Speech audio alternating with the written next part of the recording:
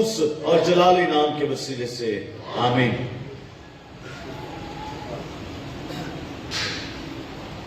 تشریف رکھیں۔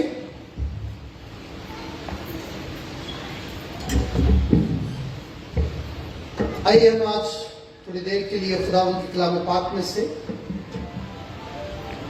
نئے عہد نامے میں مقدس لوکا کی معرفت لکھا گیا انجیلی بیان، اس کا 24واں باب اور اس کی 13ویں آیت مقدسہ سے ہم پڑھیں گے۔ نئے عہد نامے میں مقدس لوکا کی معرفت لکھا گیا انجیلی بیان، اس کا 24واں باب اور اس کی 13ویں آیت مقدسہ سے کلام پاک میں یہ لکھا ہے، اور دیکھو اسی دن ان میں سے 2 آدمی اس گاؤں کی طرف جا رہے تھے جس کا نام ایماؤس ہے، وہ یروشلم سے قریباً 7 میل کے فاصلے پر ہے، اور وہ ان سب باتوں کی بابت جو واقع ہوئی تھی آپس میں بات چیت کرتے جاتے تھے۔ جب وہ بات چیت اور پوچھ پاچھ کر رہے تھے تو ایسا ہوا کہ یسوع آپ نزدیک آ کر ان کے ساتھ ہو لیا، لیکن ان کی آنکھیں بند کی گئی تھی کہ اس کو نہ پہچانے۔ اس نے ان سے کہا، یہ کیا باتیں ہیں جو تم چلتے چلتے آپس میں کرتے ہو؟ وہ غمگین سے کھڑے ہو گئے۔ پھر ان میں سے ایک نے جس کا نام کلیپاس تھا جواب میں اس سے کہا، کیا تو یروشلم میں اکیلا مسافر ہے جو نہیں جانتا کہ ان دنوں اس میں کیا کیا ہوا ہے؟ اس نے ان سے کہا، کیا ہوا ہے؟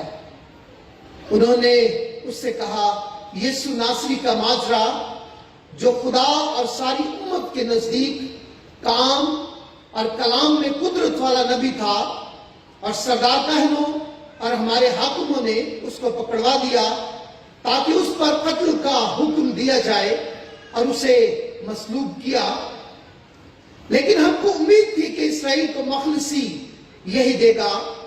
اور علاوہ ان سب باتوں کے اس معاشرے کو آج 3 دن ہو گیا، اور ہم میں سے چند عورتوں نے بھی ہم کو حیران کر دیا جو سویرے ہی قبر پر گئی تھی، اور جب اس کی لاش نہ پائی تو یہ کہتی ہوئی آئیں کہ ہم نے رویا میں فرشتوں کو بھی دیکھا، انہوں نے کہا کہ وہ زندہ ہے۔ اور بعض ہمارے ساتھیوں میں سے قبر پر گئے اور جیسا عورتوں نے کہا تھا ویسا ہی پایا، مگر اس کو نہ دیکھا۔ اس نے ان سے کہا، اے نادانوں اور نبیوں کی سب باتوں کے ماننے میں سست تقاضو، کیا مسیح کو یہ دکھ اٹھا کر اپنے جلال میں داخل ہونا ضرور نہ تھا؟ پھر موسیٰ سے اور سب نبیوں سے شروع کر کے سب نوشتوں میں جتنی باتیں اس کے حق میں لکھی ہوئی ہیں وہ ان کو سمجھا دی۔ اتنے میں وہ اس گاؤں کے نزدیک پہنچ گئے جہاں وہ جاتے تھے، اور اس کے ڈھنگ سے ایسا معلوم ہوا کہ وہ آگے بڑھنا چاہتا ہے۔ انہوں نے اسے یہ کہہ کر مجبور کیا کہ ہمارے ساتھ رہ، کیونکہ شام ہوا چاہتی ہے اور دن اب بہت ڈھل گیا۔ پس وہ اندر گیا تاکہ ان کے ساتھ رہے۔ جب وہ ان کے ساتھ کھانا کھانے بیٹھا تو ایسا ہوا کہ اس نے روٹی لے کر برکت دی اور توڑ کر ان کو دینے لگا۔ اس پر ان کی آنکھیں کھل گئیں اور انہوں نے اس کو پہچان لیا، اور وہ ان کی نظر سے غائب ہو گیا۔ انہوں نے آپس میں کہا، جب وہ راہ میں ہم سے باتیں کرتا اور ہم پر نوشتوں کا بھید کھولتا تھا تو کیا ہمارے دل جوش سے بھر نہ گئے تھے؟ بس وہ اسی گھڑی اٹھ کر یروشلم کو لوٹ گئے اور ان 11 اور ان کے ساتھیوں کو اکٹھا پایا۔ وہ کہہ رہے تھے کہ خداوند بے شک جی اٹھا اور شمعون کو دکھائی دیا ہے، اور انہوں نے راہ کا حال بیان کیا اور یہ بھی کہ اسے روٹی توڑتے وقت کس طرح پہچانا۔ خداوند کے کلام کے پڑھے سنے اور قبول کیے جانے پر خداوند کی برکت ہو، آمین۔ میرے عزیزو، ابھی چند دن پہلے ہم عید قیامت المسیح کا تہوار منا چکے ہیں۔ ہم نے خداوند یسوع مسیح کے مردوں میں سے جی اٹھنے کی عید بڑے جوش و خروش کے ساتھ منائی۔ ابھی ہم نے یہ جو حوالہ پڑھا ہے یہ اسی دن شام کا وقت ہے اور بہت سے لوگ یروشلم میں دوسرے علاقوں سے عید منانے کے لیے آئے ہوئے تھے. اگر آپ اس سے ایک ہفتہ پہلے دیکھیں، جب ہم پام سنڈے مناتے ہیں خدا یسوع مسیح کے یروشلم میں شاہانہ داخلے کی یادگار، تو مختلف شہروں سے، مختلف ملکوں سے بہت سے یہودی اور بہت سے لوگ عید منانے کے لیے یروشلم میں آئے ہوئے تھے، اور ہزاروں کی تعداد میں لوگ یسوع مسیح کے ساتھ اس وقت موجود تھے.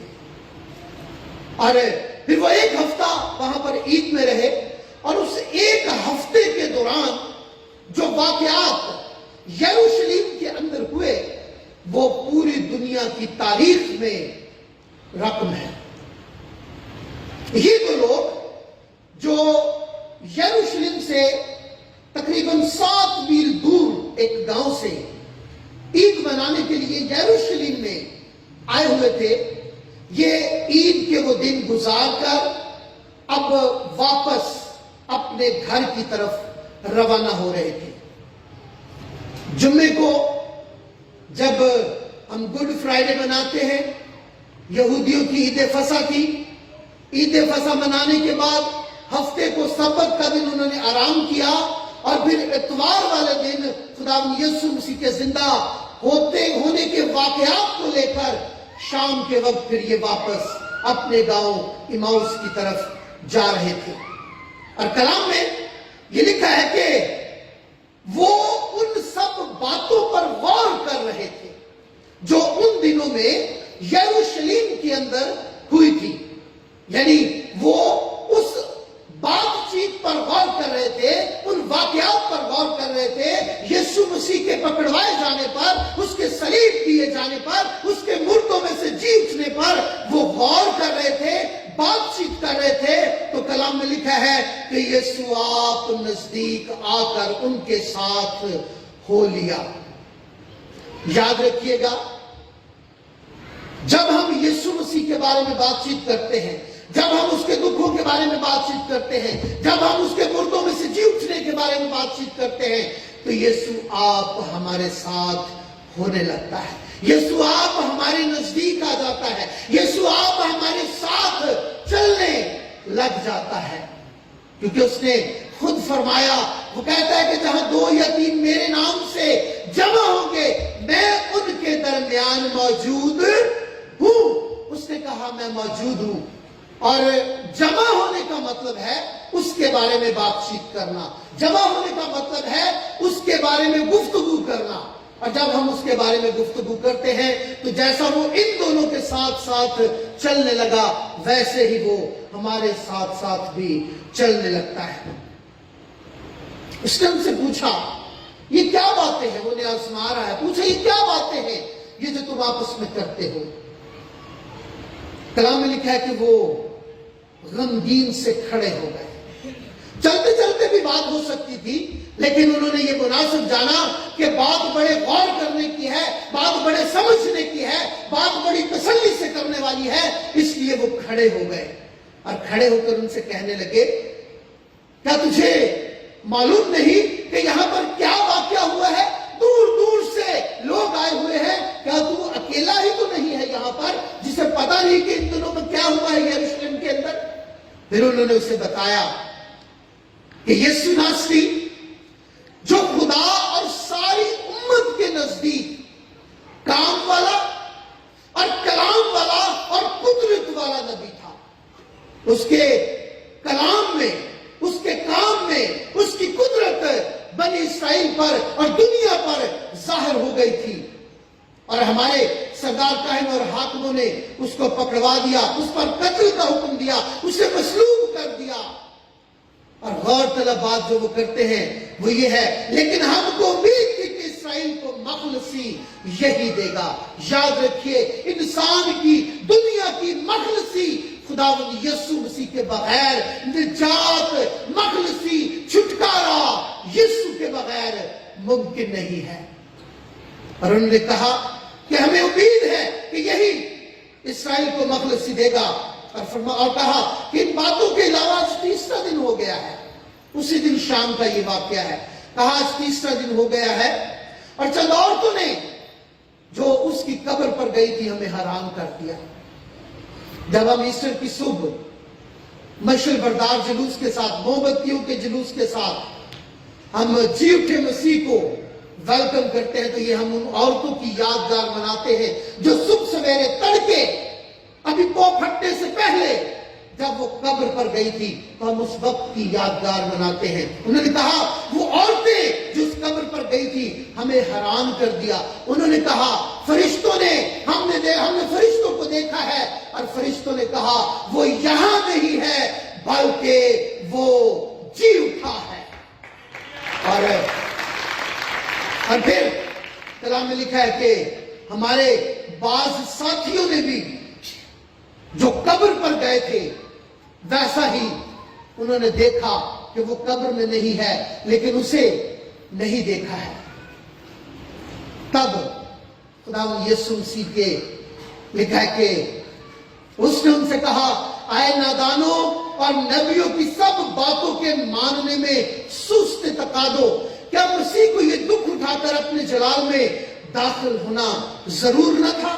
پھر موسیٰ اور سب نبیوں سے شروع کر کے جتنی باتیں اس کے حق میں لکھی ہوئی تھی انہیں سمجھا دی. یاد رکھیے جی اٹھا مسیح، جب ہم اس کے جی اٹھنے کے بھید کو نہیں سمجھتے ہیں، جب ہم اس کے دکھ سہنے کے بھید کو نہیں سمجھتے ہیں، جب ہم اس کی عبادت کلام کی باتوں کو نہیں سمجھتے ہیں، تب وہ ہمیں جھڑکتا ہے، تب وہ ہمیں وہ جی اٹھا مسیح نادان اور سست کہتا ہے. یاد رکھیے ہمیں اس کے کلام کو اور اس کے بھیدوں کو سمجھنا ہے اور ان پر غور کرنا ہے، اور انہی کے وسیلے سے ہم برکت اور نجات پا سکتے ہیں. اتنے میں تھوڑا سا آگے بڑھتے ہیں تو لکھا ہے کہ اتنے میں وہ اس گاؤں کے نزدیک پہنچ گئے، ایماؤس گاؤں کے نزدیک پہنچ گئے جہاں انہوں نے جانا تھا. اور یسوع مسیح کے انداز سے ایسا لگ رہا تھا کہ جیسے وہ آگے جانا چاہتا ہے، لیکن کلام میں لکھا ہے کہ انہوں نے اسے مجبور کیا کہ دن بہت ڈھل گیا ہے، تو ہمارے ساتھ رہ. ایسا کبھی کبھی ہوتا ہے جب ہمارے کوئی عزیز ہمارے گھر میں آتے ہیں تو ہم انہیں مجبور کر دیتے ہیں کہ جی ابھی رات بہت پڑ گئی ہے، شام ہو گئی ہے، صبح چلے جائیے گا. جب دوپہر کو آتے تو کہتے دھوپ بہت زیادہ ہے، شام ہوگی تو تب آپ چلے جائیے گا. انہوں نے یسوع مسیح کو مجبور کر دیا. شاید کوئی کہے کہ یسوع کیسے مجبور ہو سکتا ہے؟ ہم اسے اپنے پیار سے، اپنی محبت سے درخواست کر کے، منت کر کے، فریاد کر کے کہہ سکتے ہیں اے یسوع آج تو میرے ساتھ رہ، اے یسوع آج تو میرے پاس رہ. اور انہوں نے ایسا ہی کیا، انہوں نے اسے درخواست کر کے، منت کر کے مجبور کر دیا کہ میرے پاس رہ. اور یاد رکھیے جب آپ یسوع سے درخواست کرتے ہیں، جب آپ یسوع سے منت کرتے ہیں، جب آپ یسوع سے فریاد کرتے ہیں کہ میرے گھر میں رہ، تو وہ آپ کے گھر میں آ جاتا ہے. اور کلام میں لکھا ہے کہ جب یسوع گھر میں آتا ہے تو برکت گھر میں آتی ہے، کیونکہ جیسے ہی وہ ان کے گھر میں داخل ہوا، کھانا کھانے کے لیے بیٹھا، اس نے روٹی لی اور برکت دی. جب یسوع گھر میں آتا ہے تب برکت گھر میں آتی ہے. اور کلام میں لکھا ہے جب وہ زکائی کے گھر میں گیا تو اس نے کہا آج اس گھر میں نجات آئی ہے. جب یسوع گھر میں آتا ہے، جب ہم اسے کہتے ہیں، جب ہم اسے دعوت دیتے ہیں، جب ہم اسے منت اور فریاد کر کے مجبور کرتے ہیں، تب وہ ہمارے گھر میں آتا ہے. اور جب یسوع گھر میں آتا ہے تو ہمارے روٹی اور پانی پر برکت دیتا ہے. اگر ہم اسے اپنے گھر میں آنے کی دعوت نہیں دیں گے تو پھر برکت بھی نہیں آئے گی. یہ بات یاد رکھیے گا. ہم اسے دعوت دیں اے یسوع تو ہمارے گھر میں آ، اے یسوع تو میری زندگی میں آ، تو جی اٹھا مسیح آپ کی زندگی میں اور آپ کے گھرانے میں آ جاتا ہے. اس نے روٹی لے کر توڑی، ان کو دی، انہوں نے اسے پہچان لیا اور کلام میں لکھا ہے کہ وہ ان کی نظروں سے غائب ہو گیا. تب انہوں نے آپس میں کہا کہ جب وہ راہ میں ہم سے باتیں کرتا اور ہم پر نوشتوں کا بھید کھولتا تھا تو کیا ہمارے دل جوش سے بھر نہ گئے تھے؟ جی اٹھا مسیح ہمارے دلوں کو جوش سے بھر دیتا ہے. مقدس پطرس پر غور کیجئے گا. پکڑوائے جانے کی رات سے لے کر یسوع مسیح کے مصلوب किए जाने तक वो परेशान था, वो दुखी था, वो गमज़दा था, वो डरा हुआ था, वो सहमा हुआ था। लेकिन जैसे ही उस पर ये अयान हुआ कि मसीह यीशु मुर्दों में से जी उठा है, तो उसी पतरस के एक दलील आवाज से 3000 लोगों ने यीशु मसीह को अपना निजात दहिंदा कबूल कर लिया। वो हमारे दिलों को जोश से भर देता है। और याद रखिए, आज हमारे अंदर जो जोश है वो मसीह यीशु के मुर्दों में से जी उठने की वजह से है। कलाम में लिखा है कि बस वो उसी घड़ी उठकर यरूशलेम को लौट गए। उसी घड़ी, शायद वो 6, 7, 8 बजे अपने घर पहुंचे होंगे। 7 मील का फासला किया, अभी घर में दाखिल हुए, खाना खाने के लिए बैठे, शायद 1 घंटा, शायद 1.5 घंटा भी नहीं गुजरा होगा। 7 मील का फासला उन्होंने तय किया।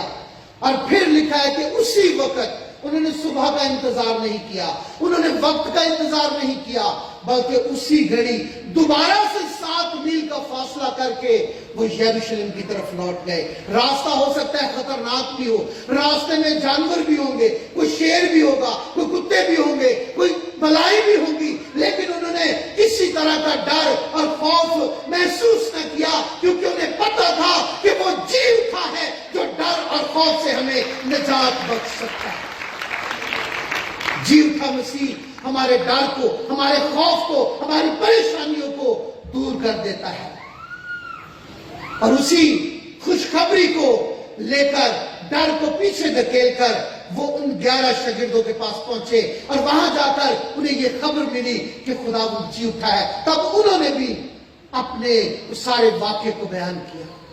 मेरे अजीजों, याद रखिएगा, जी उठा मसीह जब हम उसके बारे में बातचीत करते हैं तो फिर वो हमारे साथ, हमारी जिंदगी में, हमारे सफर में, जिंदगी के सफर में हमारे साथ शामिल हो जाता है।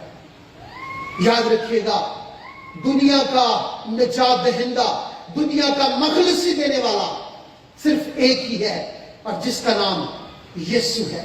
याद रखिए, उसके भेदों को, उसके दुख के भेद को, उसके जीतने के भेद को, उसके कलाम के भेद को समझने की कोशिश करें। अगर ना करेंगे तो यकीनन वो जी उठा मसीह हमें छिड़कता भी है। उसे दरखास्त कीजिए, उसे मिन्नत कीजिए, क्या यीशु मेरे घर में आ, क्योंकि जब यीशु घर में आता है तो बरकत आती है। और जी उठा मसीह आपको बरकत देने के लिए मौजूद है। उससे दरखास्त कीजिए और अपने घर में आने के लिए दरखास्त कीजिए। जी उठा मसीह आपके डर को, आपके खौफ को, आपकी परेशानियों को दूर करने के लिए मौजूद है। अपने डर को, खौफ को दूर करते हुए दूसरों को, जिस तरह ये दोनों लोग वापस 7 मील का सफर तय करके परेशानियों को दूर करके गए, वैसे ही दूसरों को बताएं कि मसीह मेरे और आपकी निजात के लिए जी उठा है। खुदावंद आप सबों को इस कलाम के वसीला से बरकत बख्शे। आमीन। अपने सरों को झुकाइए और दुआ करें। कादिर मुतलिक खुदा, हम तेरी शुक्रगुजारी करते हैं तेरे बेटे यीशु मसीह के मुर्दों में से जी उठने के लिए खुदा, क्योंकि वो बड़ी कुदरत के साथ जी उठा है कि हमें रास्तबाज ठहराए। उसने हमारे डर को, खौफ को दूर किया। उसने हमें जोश से भर दिया है ताकि हम दूसरों को उसके बारे में बताएं।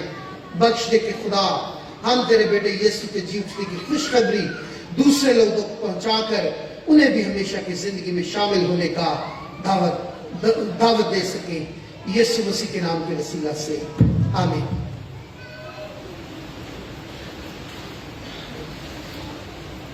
हम कवायद के साथ मिलकर गीत गाएंगे और अपने हदीये नजराने को नाम के हजूर में पेश करेंगे।